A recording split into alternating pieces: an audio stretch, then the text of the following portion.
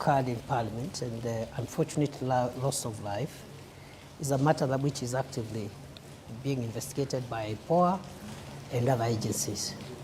So it will be preemptive for me to tell you who shot the two Kenyans who unfortunately, according to the records, lost their lives in that context. So how far are the investigations? You're the DP now. You may have moved on to a different role, but it's definitely senior to I'm aware that there are two ways of conducting investigations. One is through the internal affairs unit of the police. But our policy in the last 2 years, while we were in that docket, we discouraged the internal affairs unit of the police from being the ones to investigate their colleagues, because it raised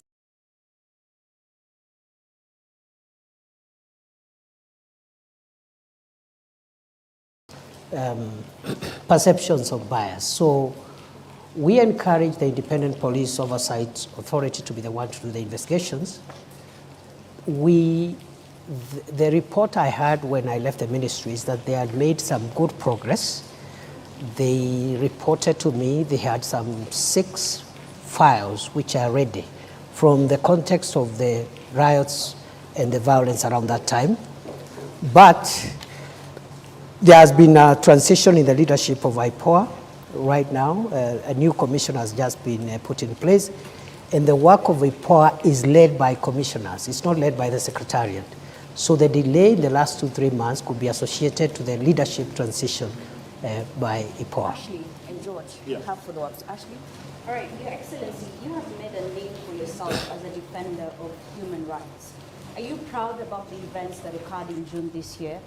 I mean, this led to deaths of young, innocent Kenyans.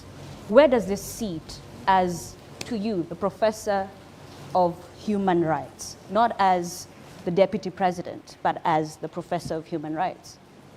Any Kenyan, not to mention a professor of law, who would be proud by what happened in our country, June, July, from whatever angle, would be inappropriately doing so. Because those events were extremely painful to the country. They were unnecessary, if I may say so, because there is a way of processing democratic encounters, and there's a way in which the balances between the protection of public safety and the expression of individual rights and freedoms must help us navigate peaceful and orderly society. So to answer your question, I wouldn't be proud at all. Mr. Deputy President, then what did you have to say to families who are still looking for their loved ones? For instance, on X, we were tagged and someone said, I always communicate with Peter Masharia's mom. Imagine she wakes up every day to go to the mortuary. Peter Masharia went missing on the 25th of June. Tonight, what do you tell those families that are still looking for their loved ones? To the families who lost their loved ones or whose loved ones are still missing, I would say that it's unfortunate that this country went through what it went through in June, July. I hope that our country has learned the lessons and we will not get there again, because losing a loved one, having a loved one missing for months, almost half a year, even for a day, is extremely painful. And therefore, as I said when I responded to this matter earlier on, maybe not on this forum, it is very unfortunate, and we, including myself, regret that our country went that direction and hope that we will not get there again. Yet when they look at you, Professor, they say you are the face of, disappearances, abductions, deaths and murders on young people in this country. Do you feel that you're struggling to shake off that tag? Not at all, okay, because it is not true. So I don't struggle at all. So then, Your Excellency, the families that were bereaved pleaded with the government of the day to help them with burial expenses. Did that happen? How much was spent?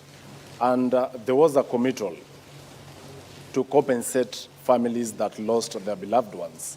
What's the status of that, Deputy President? To the best of my knowledge, a number of families were given modest ex gratia support on a request basis and on a basis of confidentiality, because what the state does in a situation like that, when there is distress in the country, citizens are facing distress, we go out of our way to look for ways of supporting.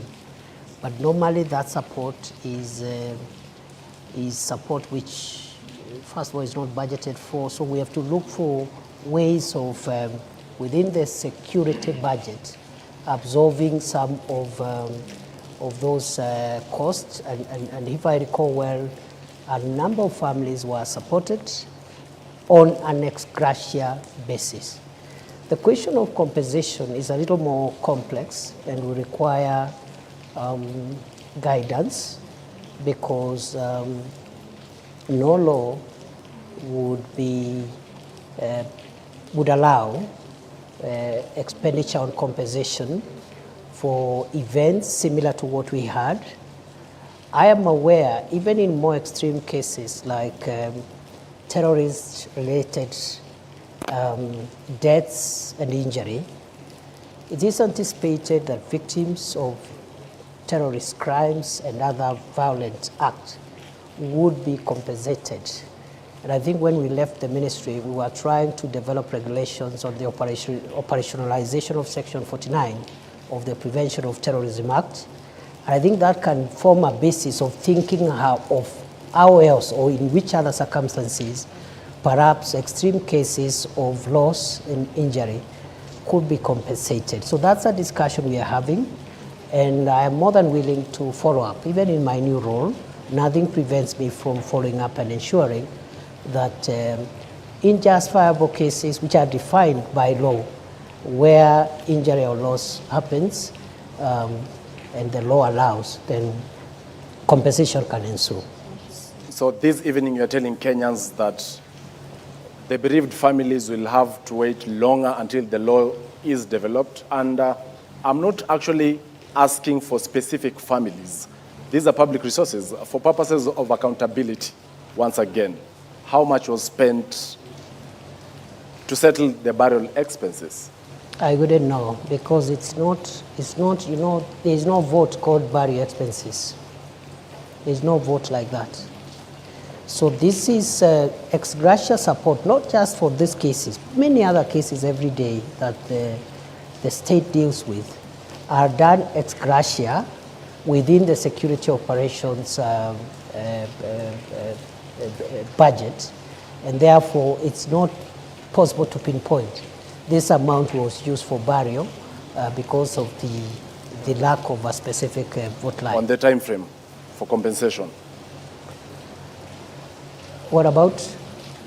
What time can they wait? For how long can the law be developed? I am not sure, but we will do our best to make sure that cases where we form consensus, national consensus that require compensation are onboarded, because even in the extreme and glaring cases of terrorism, I've told you, it has taken, I think now, quite a number of years since we enacted the Prevention of Terrorism Act to operationalize that section.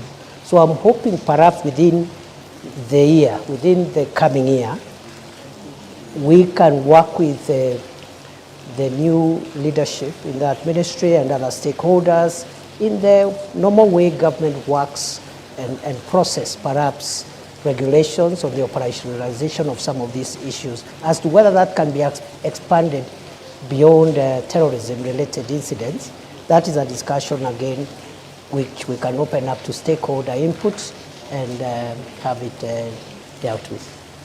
It's clear, Mr. Deputy President, that the tag behind you, and my colleague Mashima Kapombe mentioned it when we mentioned that we were having this interview, is not a very rosy one. And one person in particular called you the butcher of Tharaka. I have two important questions I'd like to understand. Because President William Ruto addressed the nation on the night of June 25th when protesters breached Parliament. He told the nation that that was a treasonous act perpetrated by crooks and criminals. Do you believe that the young people killed by police during the protest were crooks and criminals and not young people trying to advocate for their rights? The protests of June started as legitimate protests by peaceful Kenyans who were expressing their rights and opinions on certain issues that they felt that needed to be handled by government differently. In the course of those protests, criminal elements infiltrated those protests. And it became very difficult. On the one hand, you have protesters whose interest is just expressing themselves within the Constitution. But within their midst, there are people killing people, hurting people, looting property. And that's how Parliament was breached, because protesting does not include breaching in Parliament, which is a restricted access facility. And that day, we came very short of the burning down of Parliament. And in the process, the chambers of the Chief Justice were also vandalized by protesters, broke the wall, broke windows and doors, and stole water and other items. So the point is, how do we balance going forward? They need to protect the right to protest, but at the same time ensure public safety. Other countries have had their occasions, like the Americans had on 6th January 2020. Similar situation. People unhappy with an election outcome, and they just venture into constitutional institutions and run amok and bring violence. So it is unfortunate we had that mix-up between honest, legitimate protesters and cruel and dangerous criminals who really caused a lot of pain, death, destruction, and almost put down some of our institutions established under the Constitution. There's been many questions over who gave the Shoot To Kill order. Was there a Shoot To Kill order? And was it a show of culpability for security agencies under your command that warranted the presence of the military, the Kenya Defense Forces, to quell the situation? There was no Shoot To Kill order. And the Interior Minister does not command the operations of the police. This is spelled out in Article 245 of the Constitution in very clear terms. If there was Your Excellency, I want to put this question to you, and it's a question of responsibility. When you're being vetted for the second time as the Cabinet Secretary Interior, there was a lot of praise heaped on you for combating banditry in the north of Kenya. And you appeared to acknowledge that. Was the police in the North Rift under different command, so much so that when it comes to the Gen Z protests, you're not the one in charge, but when it comes to the North Rift, you will take the glory? At no time have I said I've been in charge of the operations on banditry, because the Minister for Interior does not play that role. Have I provided it policy leadership to deal with banditry in the last 2 years? The answer is yes, in a very consequential manner, with great humility, because other than advising on the establishment of the Operation Maliza Uhalifu and the gazettement of the disturbed areas. That's the job now of the minister. Those are policy interventions. But I was able to push through in a very difficult financial situation prevailing then in the country, an injection of a significant amount of resources to acquire equipment to assist the police in their operations, which has been the missing link for many years. MRAPs, that is the mine resistance ambush protected vehicles, armored personnel carriers, drones, that is the aerial vehicles, unmanned aerial vehicles, and so many other, including personal protection items. So in a very modest way, I would want to be associated with the tremendous work done by the police, with the support of the military, to dismantle the infrastructure of banditry in the North Rift, because I provided policy support for the acquisition of modern weapons and also providing the legal space for the police to carry out operations, especially in the areas which I classified as disturbed and dangerous, because that is where criminals were always retreating and regrouping. Those areas today are completely free from bandits. The question here, Your Excellency, is on the question of responsibility. Local NGOs, the United Nations, the US government, the foreign missions have admonished the government of the Republic of Kenya over its human rights record, and particularly the handling of a Gen Z protests. My question to you tonight is, when the Republic of Kenya is being admonished, who takes responsibility? Well, as I have said, you see the general admonition or viewpoints by various stakeholders on the performance of government on many things, including homeland security, is a legitimate thing. But the question of responsibility arises when one believes that there is something they have done wrong. It doesn't arise when someone's conscience is crystal clear. They have not done anything wrong. From where I sit, the nearly 700 days I served as Kenya's Interior Minister, one, I can account for each of those days what I did for this country, sometimes under great distress and risk, which I knew I'm exposing myself, but because of duty, I had to do it. Some of the places I did, my predecessors never ventured into them. I spent nights in police barracks and military barracks with frontline soldiers, not to command them, but to give them moral support, including on Christmas Day, including on Easter, places like Lamu, where terror attacks were the order of the day, to give them support that the government has not sent these officers there to die. They have sent them there to protect the nation, and as minister, my moral support and the policy guidance I gave, I think, was instrumental in a big way because of the feedback I have received from the officers. So to answer your question, therefore, I see, I am not saying that our homeland security system is perfect. It is work in progress. But responsibility is individual. It's not collective. I must remind you, Prof, and the viewers that there's a lot of rain here, so we'll have to speak a bit louder so that we can be heard. But as you speak about policy guidelines and taking modest credit for what was done in the North Rift on banditry, are you trying to tell us that you could not give policy guidelines on how police protests or moral support in them ensuring that they adhere to human rights? We did. So what happened? What went wrong? What went wrong is what goes wrong when maybe, the operations, security operations are intense and emotive operations.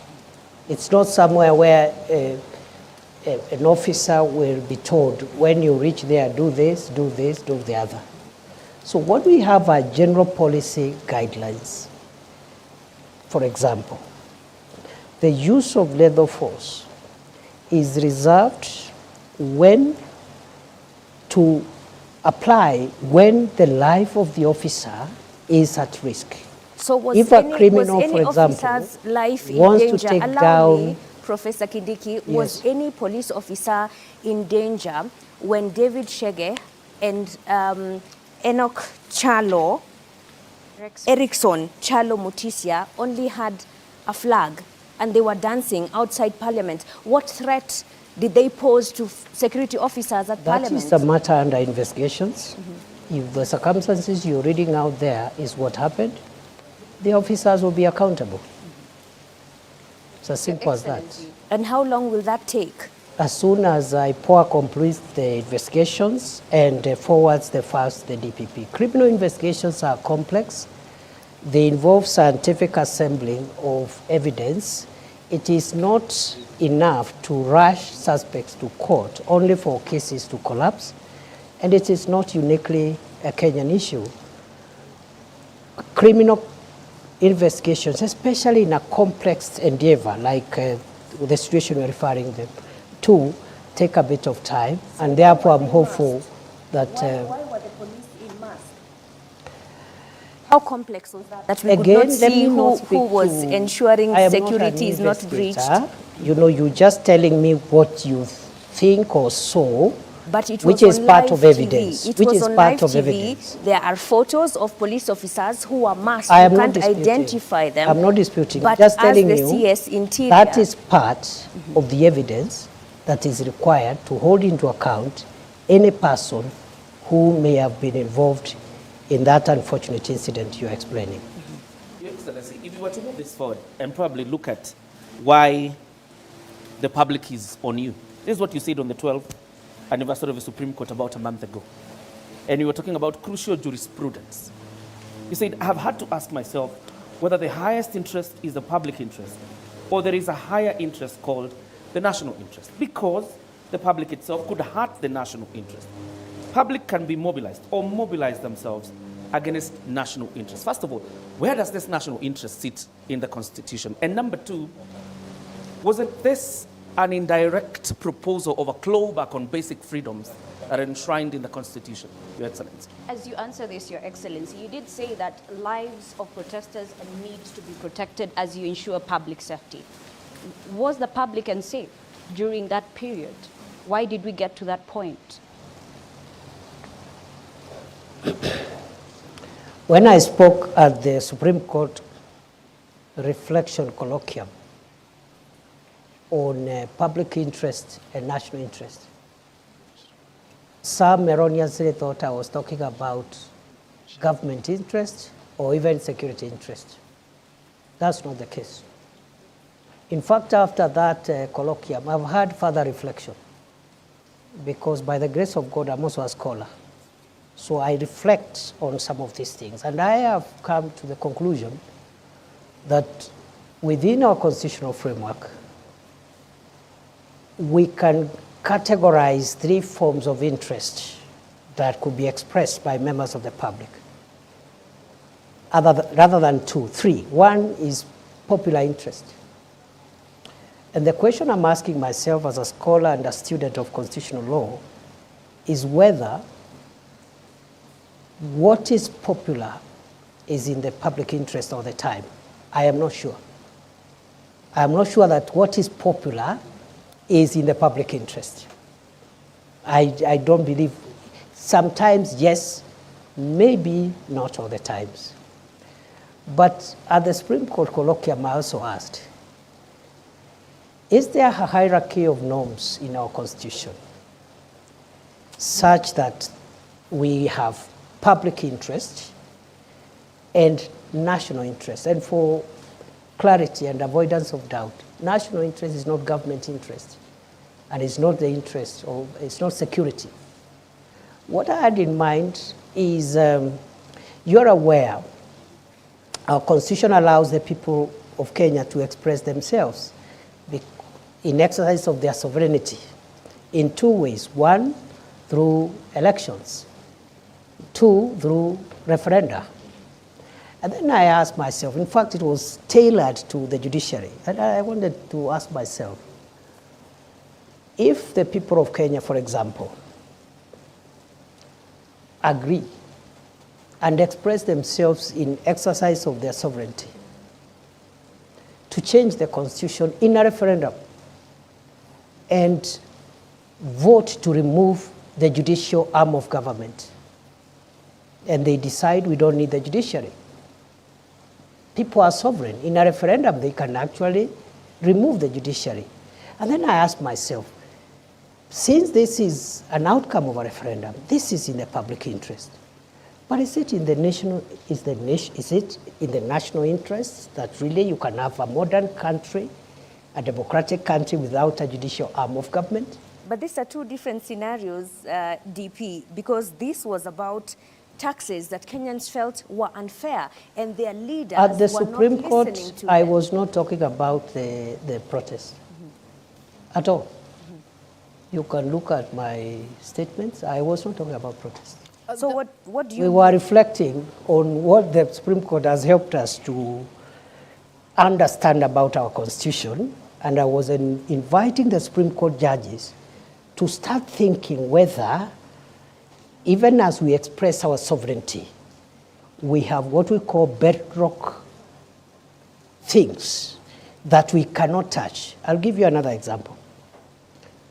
If the people of Kenya meet and in a referendum, they overwhelmingly vote, so it is popular, it is in public interest, and they vote to change Article 4.2 of the Constitution that says that Kenya is a democratic multi-party state and create a monarchy or another form of government that is not democracy.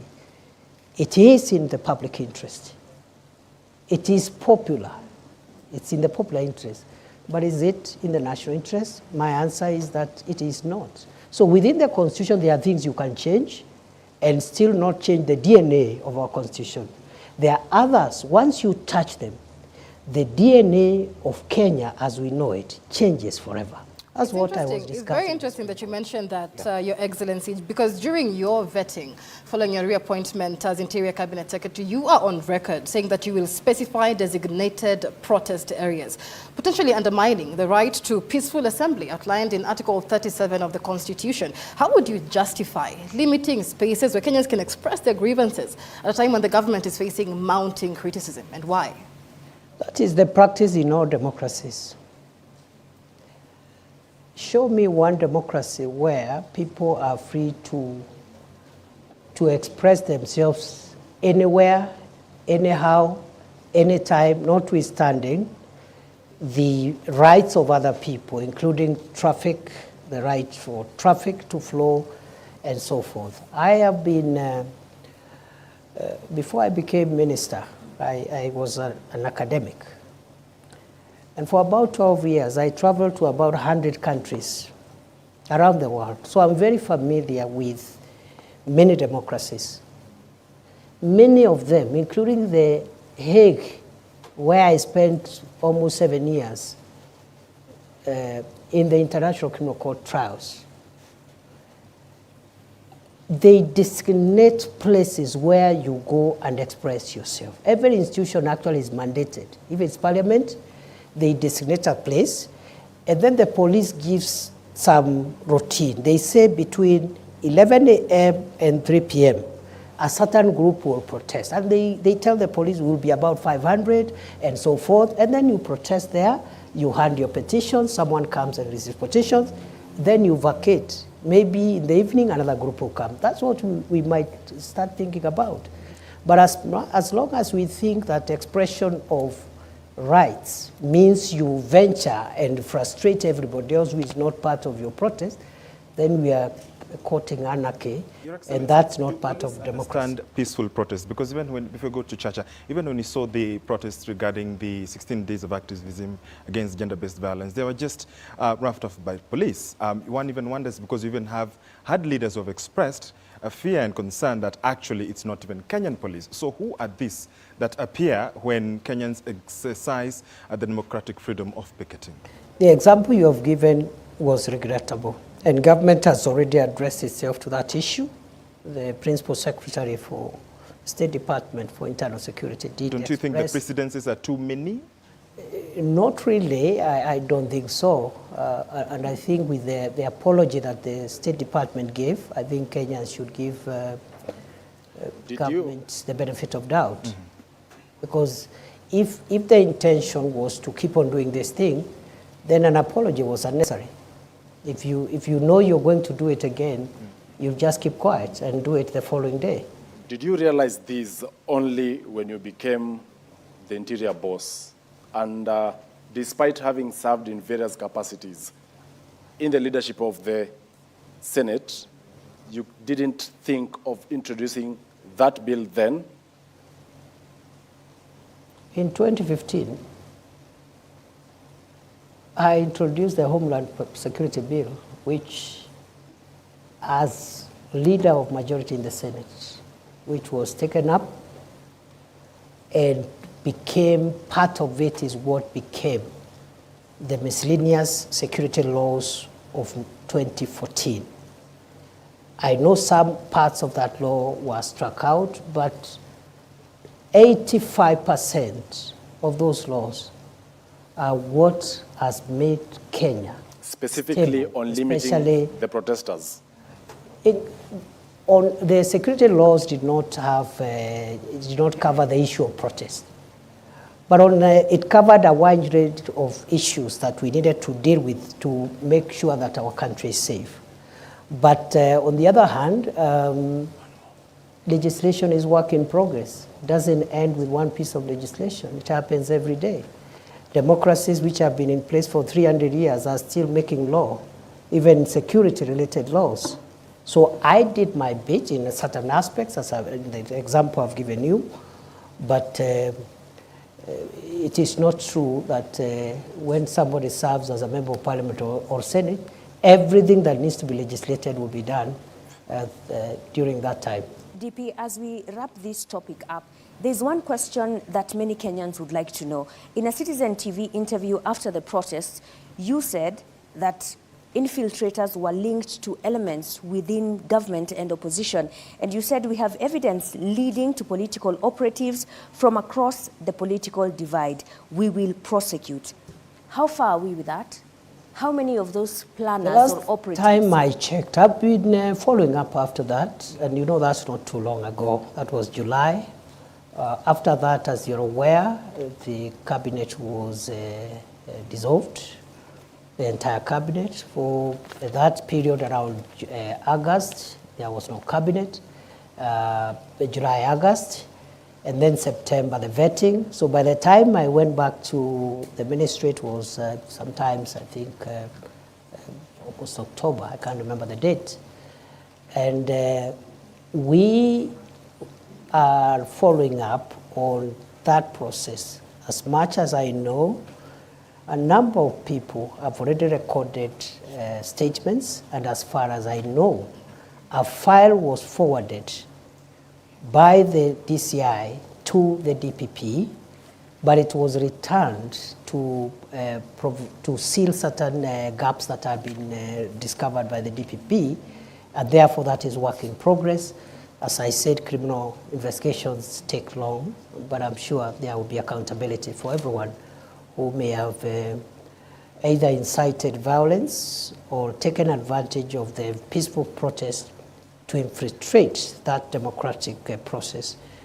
But you said you have evidence. Why should it take long? Or is it only a preserve of the political class? That evidence, I have just told you that it was presented to the DPP, and the DPP said it was not enough to convict. You can have evidence which is not enough to convict. I could believe, okay, that the evidence is enough, but the DPP, who has the final say in qualitative and quantitative evidence, is the one who has the police to do more work if we have to sustain prosecution. So the police didn't do a very good job, that's what you're saying, in the investigation? This is routine, it happens every day, not just in Kenya, all over the world. The police do their work, and that's why there is that two-tier mechanism. So the DPP looks at it and said, no, we need to fill this using the elements of crime. You need the evidence of this.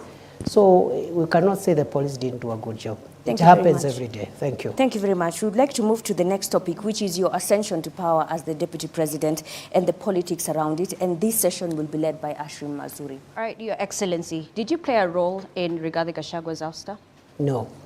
Then are you proud of the process, the impeachment process that many said were flawed that led to your ascension to power as the Deputy President? The process you are referring to, I think, involved three arms of government: the executive, the judiciary, and the legislature. To that extent, to the extent that constitutional institutions were involved and are still involved, I see no problem with that process, and if there is a problem, there is a way of remedying that problem. What about the right to fair hearing that he did not That get? is the matter before court, unless you want me to discuss the merits of the matter before court. So then what's your relationship between you and the ousted, impeached Deputy President? As it was before. Are you friends or not? We are good people, we're good friends. I have no reason to complain in the past, present, and even in the future. Was there a handover? Yes. An official handover? Was there official handover? There wasn't an official handover because the former Deputy President is in court. You wouldn't expect him to hand over if he's in court. Your Excellency, which IBC cleared you? Did you take your papers there? How were you cleared by the IBC? There is no requirement to clear a Deputy President who ascends to office by virtue of Article 145 read together with 150. But the What President's memo- requires the clearance of IBC is the President and the Deputy President in an election. The President's yours memo was to different. Parliament, Your Excellency, indicated There that was your no nomination election. was cleared by IEBC. There was no election. I assumed office through a process different from a process following an election. Is it an indictment of the judiciary, Your Excellency? Because the former Deputy President, through a court process, is actually outside. We have the governor of Meru, who is in office, even through a similar process. What kind of jurisprudence is that creates two forms of justice in your own understanding? And this is from a point of view as a law professor. First, the two cases you have cited were beneficiaries of court injunctions. The only difference is in one, after the inter partes hearing of the matter around whether or not the injunction should be preserved. In one case, the court found that the injunction needed to be lifted. In the second case, which also there has been an injunction, the court found yesterday that there is no need to lift the injunction. That's the only difference. And it happens in courts all the time, not just in Kenya, all over the world. In fact, the finding of one court is in many cases overturned by the next court the following day. So there is no inconsistency whatsoever. That is judicial practice. A judge, even one bench of 3 judges, one judge will say this, 2 other judges will say different things, on the same subject matter, same articles, same evidence, same parties. That's how, that's the independence of the judiciary is not just institutional. It is individual, it's decisional. Every judge carries decisional independence. Your predecessor, Your Excellency, says the reason you ascended to this position is because you are a yes man. You cannot mount any challenge whatsoever to the president. I'm putting this question to you tonight. Are you your own man? Are you a yes man? I am my own man. On the second issue, I would like to respond as follows. My understanding of the role of the Deputy President is not to challenge the President. It is not in the Constitution. It is not in any law. It is not in any practice. That is not the job description of the Deputy President. As to whether the Deputy President can advise the President, the answer is yes. The oath of office I took has a clause that asks me to faithfully advise the President when my advice is sought. So then where does your allegiance lie? To the people or your appointing authority? My allegiance lies on the oath of office I took. You look at the oath of office, it will tell you where my allegiance is. And are you proud To the of the people manner of Kenya, to the nation and the national interest, and when my counsel is sought by the President, I must give it faithfully. And faithfully doesn't mean that I do it on the podium. does it But mean, it means I have to be faithful, and faithfully means it could be different from what the President thinks. DP, are you proud of the manner in which you became Deputy President? In 2022, you were a front runner to be running mate to Dr. William Ruto, but you did not get that position. And you actually said you were going to take a break from politics. Are you now proud that 2 years down the line, you are the one who has taken that position after the impeachment on the person who was picked over you? I have no regrets for my occupying this space because I have no reason to regret. It is true I was a front runner to be Deputy President in 2022 through a process that was conducted by my party. I was not successful. My brother, Rigathi Gachagua, was successful. I congratulated him, and I said two things. One, that I will support the campaign, the presidential campaign, until 8th or 9th of August 2022. And after that, I will take a break from elective and appointive positions. But you still took the CS Just a moment. position. Just a moment. After I made those two very important decisions, which I made after soul searching and consulting everyone who needed to be consulted, my party and its leadership met and persuaded me as a member of the party, because I didn't say I'll leave the party. I said I'll campaign for President Ruto and his deputy, but after that I'll not be running for any office. I'll take a break for 10 years. And therefore, the party met and persuaded me to change my mind and accept an appointive position as Minister for Interior, which I accepted. That's all. Are you the kingpin of the Mount Kenya region? Which office is that? Of course, you were endorsed. You are endorsed by a section of members from majorly the East, where you hail from. You never dismissed that. Which office is that? Your Excellency, other than the Kingpin issue, there are a majority of members of parliament who met in Nanyuki from the Mount Kenya region, that is before you ascended to the office of Deputy President, and endorsed yourself as their link in government. To the executive. You have ascended to that office now. Are you now, have you ceased being their link? Maybe you should ask them. Because I think the members of parliament, because I didn't say it, they said it.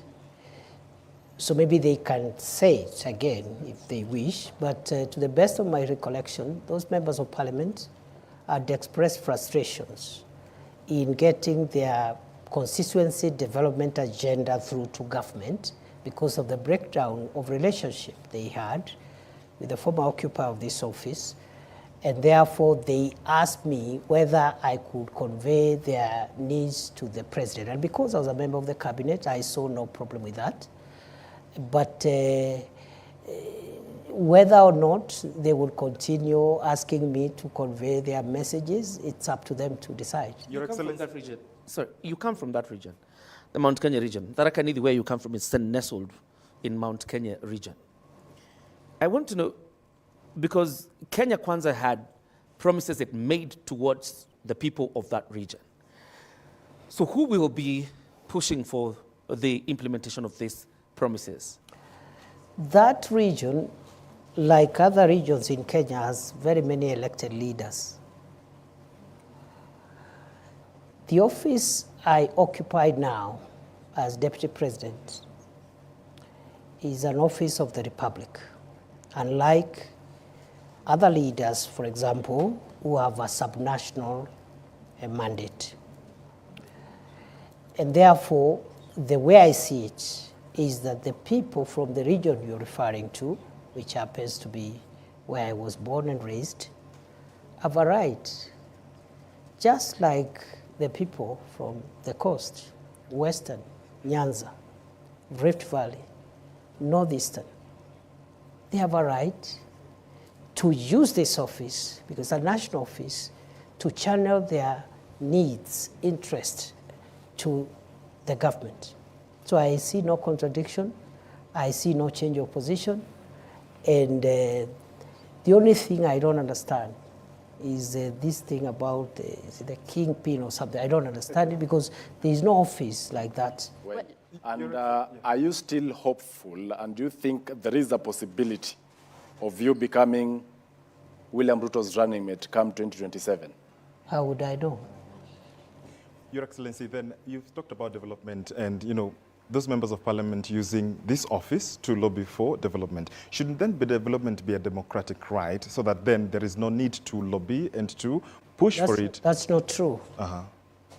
The reason you have subnational representation of political leaders, members of the National Assembly, members of the Senate, their mandate is subnational. A member of the National Assembly represents the interests, priorities of the constituency where they are elected. Of course, in the context of a broader national perspective, because some of the things that they want them passed are not projects and programs, they are legislative in nature, and you require the parliament as a whole to support you. For example, recently we had a Sugar Act sponsored by a member of parliament from Western Kenya, where sugar is mostly grown. But it required the votes of the member for the members from Northeastern Coast, where there's no sugar, and Central, to pass it. So the point is this: it is not true to say that a member of parliament does not need to articulate the interest of their people, because they are elected purposely for that. They are elected to articulate those interests and convey them either to the executive, to the legislature, and make sure that those interests at that local level are realized. During your inauguration, when you took oath of office, your boss, the President, Dr. Ruto, said he felt he was a lone voice in the executive. From your interaction, 50 days in, is he still a lone voice? And perhaps you interact with him, he's your boss. I really don't know. Do you think you're I fulfilling? really don't know do you think you're fulfilling how he's that? feeling? Yes. Because again, that's not in my place. I wouldn't know how he's feeling at the moment. All I can say is that I'm doing my best to do my constitutional duty. That constitutional duty is being principal assistant to the president, and also helping him in the delegated assignments that he has given me, and I'm doing my best. How he's feeling now, I cannot be, it's not in my place to tell you how happy he is. Or do you think he's confident of what you're doing? Is he happy with with your work? So. I have no reason to doubt that he's confident. You've been Deputy President for only 50 days now. What would you say is the qualitative difference between you and the former Deputy President, given that the operating environment hasn't changed? It would be very improper for me to start comparing myself with my brother, the second Deputy President. The President has spoken very highly of your leadership and your contributions, as my colleague George Maringa here says. If the President feels that he has accomplished his key goals and decides not to run for re-election, would you consider running yourself? Do you believe that you have what it takes to run the country? That question is an unfair question. Am I allowed to complain? Why is that? It is an unfair question. Because I have just been entrusted with a very serious and grave national responsibility. What is weighing in my mind now and what is really, really occupying me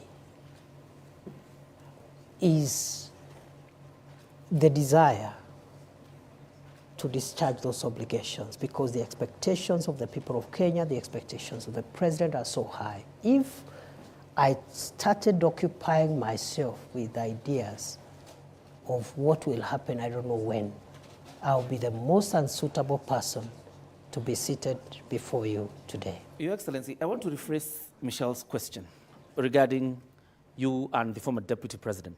Let's not even go with the qualitative differences.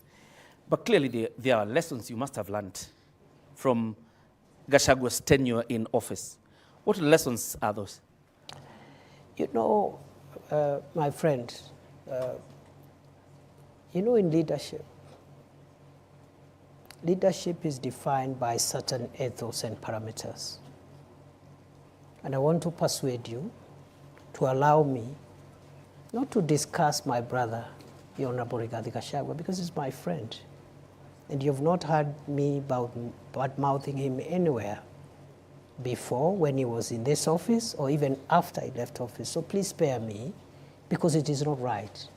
It is wrong to start comparing myself with the predecessor or someone who occupied this office now or in the past, or a person who would occupy it in the future. Are you being cautious, Your Excellency? The region you come from is very restive, and it's quite a significant, it has quite a significant portion in terms of votes. Are you being cautious now when I ask you the question of lessons you've learned? Are you being cautious not to antagonize the former Deputy President? I have no reason to antagonize anybody. For what? Your Excellency. Your Excellency, perhaps just to buttress on what John Kiore said, when it comes to lessons learned, many have said that the seat that you occupy now, the Deputy Presidency, has some sort of curse. They've called it the curse of the Deputy Presidency. And every individual who's held this seat has had some sort of, you know, falling into political oblivion. Do you believe that you have the magic wand to change this so-called curse of the Deputy? I don't believe any seat is cursed. Let's start from there. Secondly, I don't think it is a priority to start thinking whether I'll survive in this seat or not.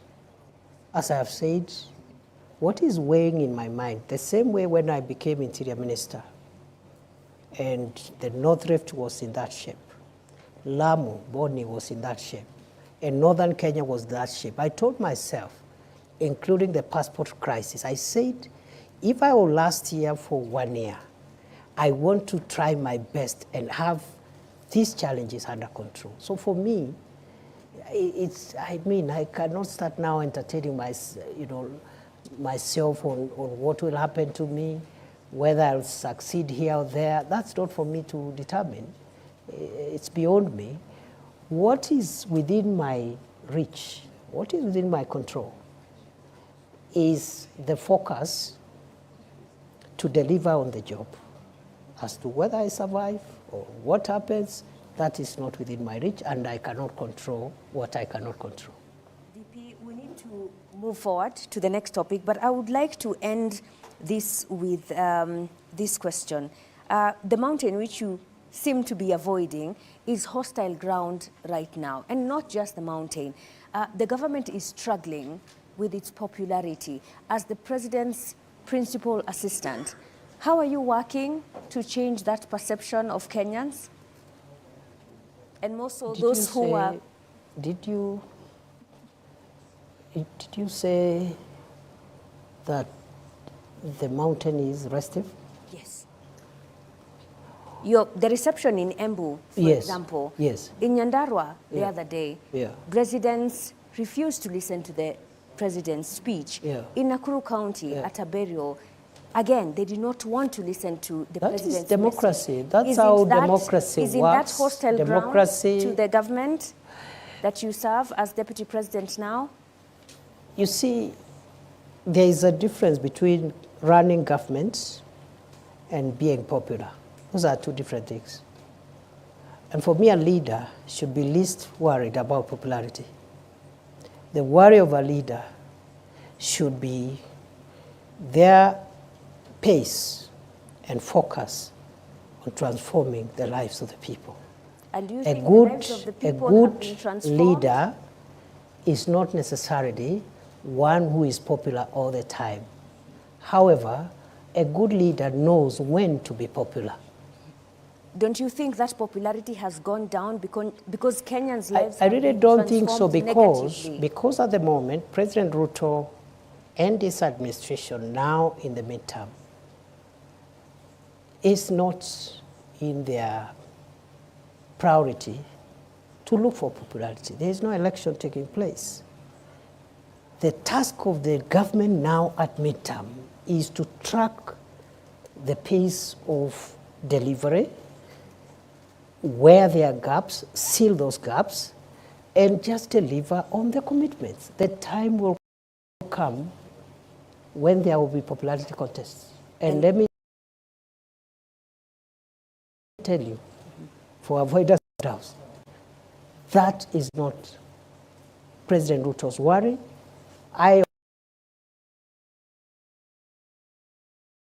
Now we'll lose it, time will elapse. We could even win the election next time, but we will not have delivered as we ought to deliver. Your Excellency, and that transformation that you're talking about, Ashley, allow me, is what brings us into the next topic, which is about the economy. And Joel Chacha is going to lead that session. Well, the government of the day boasts of a 2.8% inflation rate, which is a 17-year low. But the question here is on the shrinking disposable income, that is through what many may consider overtaxation. And the purchasing power, hence, is low. How are you working to ensure that there is money in the pockets of Kenyans? Thank you. When President Ruto took over leadership of this country in 2022, the 5 or 6 macroeconomic indicators were not looking good. And I need to clarify now that I have this opportunity. Many people think when we project that time frame so that to show the distance we have covered, we are casting aspersions at the previous administration. That is not true. Kenya got to where it was in 2022 because of factors mainly beyond the control of President Uhuru Kenyatta, because the country's economy was shut down for nearly 2 years by COVID-19. No economic activity. And then, of course, the war in Ukraine, which affected the global supply chain of wheat and other oil and foodstuffs, and many other factors. So when we refer to 2022, it is not political. It's just a fact. And in any case, that's the only way we can explain what we have done. Now, straight to your issue. The macroeconomic indicators were bad. The dollar was rising on a daily basis, 160. At one point, it approached 170. The price of fuel, the same. At one point, it approached 217 per liter for petrol, super. Then inflation was 9.6%. And then if you take the 6 basic food items, starting with unga, the main ones, again, the prices were much higher than they are today. Today, essential commodities, 2 years later, are down significantly. Just to give unga as an example, from 240, 250, 230, depending on the brand, to now something between 95 and 120, depending on the brand, maybe 120 something. Number 2, the foreign exchange stability has been realized for more than a year now. from the high of 160 plus to now 127, 129 for some time. The same applies to the price of fuel, which is decreasing every day, every month, including last month when it went down by 4 shillings. Inflation again from 9.6 to 2.8%, the lowest in 17 months. Now, in 17 years. Now, that has not happened by magic or by chance. It has happened because of policy interventions, subsidizing production as opposed to consumption, the fertilizer subsidy, and so many other interventions in various sectors that has managed the macroeconomic situation. It has taken 2 years. But flashback to 2002 when President Kibaki took over, when we had similar situations at the exit of President Moi. It took President Kibaki 6 years to bring back macroeconomic stability. President Ruto has taken 2 years, by the grace of God. So the 2 years look a bit long, but in the context of what has happened in the past, I think this is a bit of a very good trial. What remains now is what you're asking me. The macroeconomic stability, for it to be felt by citizens, must be followed by microeconomic stability, which is improving household incomes, creating jobs, and so many other things that we are doing in the space of SMEs, in the space of the various sectors, including manufacturing and tourism. So, to answer your question, the macroeconomic transformation and the microeconomic transformation cannot be taken simultaneously. One must precede the other. Going forward, therefore, the remaining 3 years is the interventions. We're going to have interventions that will respond to the issues you said. Already those interventions have been operationalized. They are on course, creating jobs through the 3 major prongs, creating jobs at home, creating jobs online, creating jobs even overseas, and then also other interventions that will enable disposable incomes in the pockets of individual citizens. But going how forward, would that really it can only be achieved when the whole problem begins with our budgeting? For instance, despite the challenges faced in the fiscal year 2024-2025, your projections in the next fiscal year for 2025-2026, you're looking at having a budget of 4.25 trillion Kenya shillings, with the revenue, ordinary revenue, actually crossing the 3 trillion mark. That basically will translate either to more debt, because already we will record a 759 billion fiscal deficit, but at the same time, we are forced to actually impose now the taxation on Kenyans, because last year we only got 2.1 trillion in terms of ordinary revenue. So why this shift over ambition on ordinary revenue collections? Again, in 2022, the fiscal deficit was more than 8.2% or thereabout. And that means the gap between revenue and expenditure. It was at 8.2%. This administration in 2 successive budgets has reduced it. Currently is at 4.3. On paper, because of revenue shortfalls. That shifts towards the end of the fiscal year. Yes. And you are forced to bring a supplementary budget. We are forced, but in all fairness, where the fiscal deficit is now is not where it was in 2022. And in fact, I am confident the Treasury will bring it further down this year. But more fundamentally, it is not in our priority of things to generate more revenue through perhaps more taxation, to answer you directly. What we are doing is that we are reviewing tax policy, because that's where you can still get more revenue, not by imposing new taxes or higher taxes, but by adjusting certain tax policy instruments that gives you more revenue. You heard the Minister for Finance and the National Treasury the other day explaining how the Treasury is entertaining a possibility. Of course, it has to go through public participation of even relooking at VAT, what the VAT should be like, maybe try to bring it down, and other taxes, as one of the 5 pillars this administration is putting in place to ensure that tax is a bit more accommodating, more people are bearing the burden of tax without necessarily compromising revenue. Number 2, Kenya's debt right now is in a better place than it was in 2022. 11.3 trillion is better? It is better in the sense that, you know, debt is calculated in 2 ways. First, as an absolute figure, which is what you're citing, but also as a percentage to GDP. And in other words, many countries... At what percentage is it? Already at distress, 68%.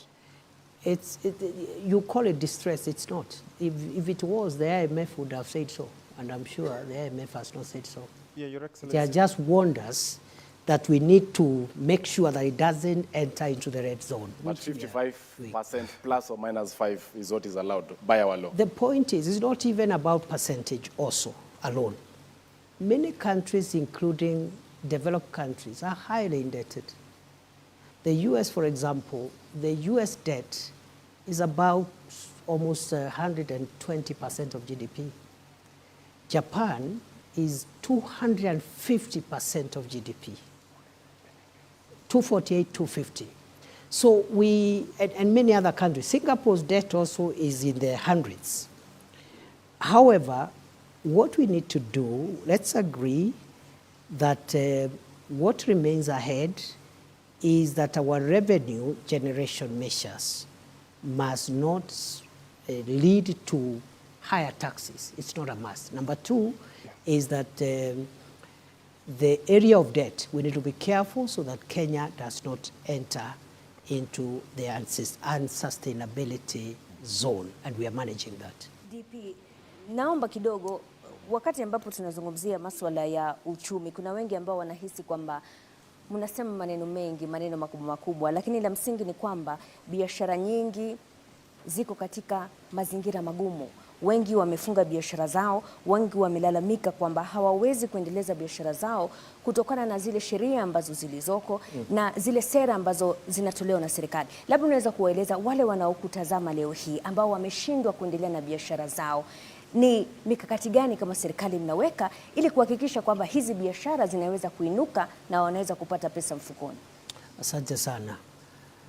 Ni kweli biashara nyingi zinapitia changamoto nyingi, na ni kweli wananchi wakiwemo wanabiashara wamelalamika na pia wametoa mapendekezo ya sheria ama sera ambazo wangetaka tuziangalie upya. Najua ya kwamba hivi sasa Wizara ya Uwekezaji na masuala ya industry ama viwanda inaongea na KEPSA. KEPSA ni ile Private Sector Alliance ama kikundi cha wanabiashara katika sekta ya binafsi.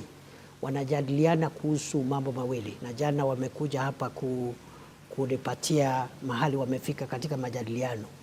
Ni leseni gani ambazo tunapaswa kuziangalia upya, na vile masuala ya ile levies ambazo zinatolewa na mashirika mbalimbali. Kwa hivyo swala hili la ugumu wa wanabiashara wetu ni swala ambalo tunaliangazia, tunajadiliana na wale ambao ni washikadau, na serikali iko tayari kutoa mwelekeo ama sera mpya za kuzingatia uboreshaji wa biashara. Ile jambo ambalo limesema, manake watu wanakwenda Krismasi hawana hela mfukoni, watakula nini sikukuu? Unajua hayo majadiliano sio ya Krismasi, ni ya kurekebisha. Januari kutakuwa na hela za karo zinazohitajika. Pia hiyo mjadala sio wa maneno ya karo, ni wa kurekebisha idara zetu na ili biashara zetu zipanuke. Nataka niwahakikishie kwamba nimesema jana waziri wa viwanda na uwekezaji pamoja na wakilishi wa shirika hilo ambalo ni la wanabiashara wameniambia wako katika mjadala, na Januari nimeambia hao waniletee ile ripoti yao ili tuipitishe ama tuijadilie katika baraza la mawaziri. Kwa hivyo mwakani tutakuwa na mfumo mpya, sera mpya, sheria mpya za kuboresha biashara. Lakini pia kuna wale ambao wanasema, nikimalizia, kuna wale ambao wanahisi kwamba hizi biashara kuna mazingira magumu, kwa sababu wale ambao wanapata mshahara, kwa mfano, zile pesa ambazo wao hutumia kwenda kwa hoteli, kwa mfano, kwenda kununua chakula, zimepungua kutokana na yale makato ya mishahara. Kwa hivyo wengi wanashikilia zile hela kidogo walizobakishwa nazo, ndio maana hizi biashara hazisongi mbele. Unasemaje kuhusiana na hili? Unajua, nimesema ya kwamba Wizara ya Hazina ya Kitaifa imesema ya kwamba iko na mambo manne ambayo inataka kushughulikia ili kujaribu kusawazisha maneno ya kiuchumi na kuhakikisha wananchi wamepata nafuu ya kiuchumi katika household, yani katika individual level, kwa sababu tumekuwa tukikabiliana na mambo ya kijumla.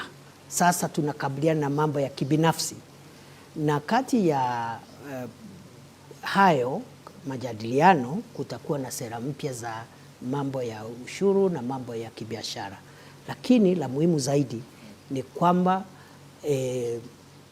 katika hayo majadiliano ni lazima tujue ya kwamba ile ushuru ambao unakatwa, kwa mfano katika mambo ya bima ya afya, unaweza kuwa unapunguza kidogo mshahara wako kama mtu ambaye ameajiriwa kazi, lakini ile bima ambayo ni ya kila mwananchi itapunguza zile harambee za kimatibabu. Kwa hivyo wewe labda pesa yako imepungua kidogo, lakini hizi harambee 5 ama 10 ulikuwa unaitwa kwa sababu uko na mtu kwa familia yako na shida ya figo, shida ya moyo.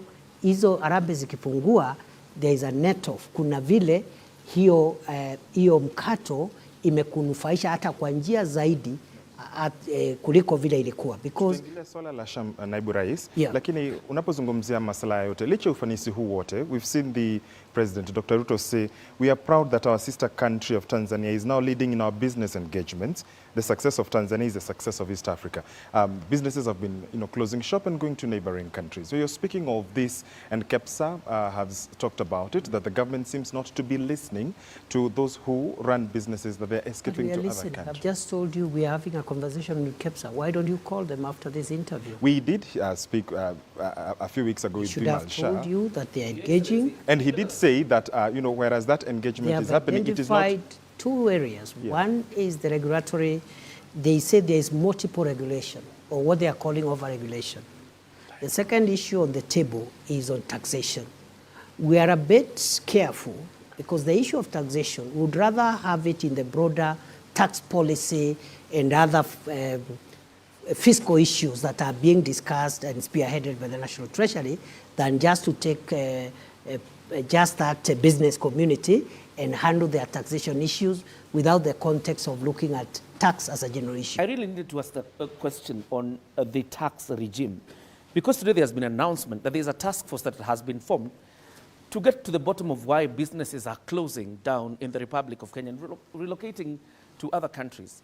Your Excellency, doesn't that sound absurd? Why do you need a task force to establish why businesses are closing when all you can blame is the taxation regime? You need to, because this is something that has happened for the last 20 years. It has not happened this year.